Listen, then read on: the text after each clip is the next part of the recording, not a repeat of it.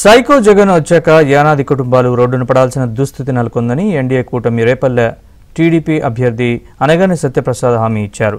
నియోజకవర్గంలోని యానాది కుటుంబాలతో కలిసి చంద్రబాబు జన్మదిన వేడుకలు నిర్వహించారు.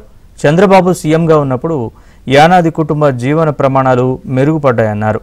రేపల్లె నియోజకవర్గంలో ఇళ్ల స్థలాలు లేని యానాది కుటుంబాలకు తన సొంత నిధులతో స్థలాలు ఇస్తానని హామీ ఇచ్చారు.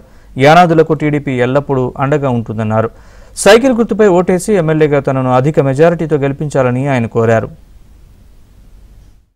మీరే చూసుకొని ఎన్నో కాలేజ్ నిర్మించావు, వాటిలో స్థలాలు కూడా మనం పెట్టుకునే కదా. అక్కడ నగర కాపుల పాలన ఎక్కడన్నా కానీ ఎక్కడన్నా స్థలం చూసుకోండి, దానికి 10 లక్షల నుండి 20 లక్షల రూపాయలు ఉండండి. తప్పకుండా ఏదైతే యానాది భవనకి కావాల్సినటువంటి డబ్బులు ముందు నేనే ఇస్తాను.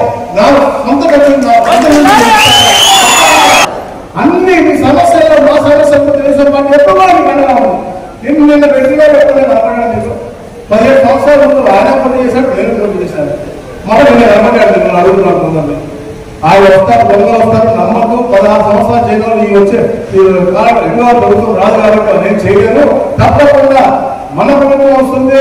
తప్పకుండా మే 15న మర్చిపోకూడదు. మీరు మంచిగా చదువుకున్నటువంటి వ్యక్తి, ఈ దళిత వ్యక్తి, ఈ ప్రాంతంలో అభివృద్ధి చేయడం కోసం ఒక సంకల్పంతో ముందుకు వచ్చినటువంటి వ్యక్తి, హైదరాబాద్ రూపకల్పనలో కీలకంగా చేసినటువంటి వ్యక్తి, ఆయన కూడా ఇంకో ఓటు వేసి తప్పకుండా సైకిల్ ముందుగా మీ ఓటు వేసి ఘనంగా అఖండ మెజారిటీతో మమ్మల్ని గెలిపించాల్సిందిగా మరొకసారి ప్రార్థన చేసుకుంటూ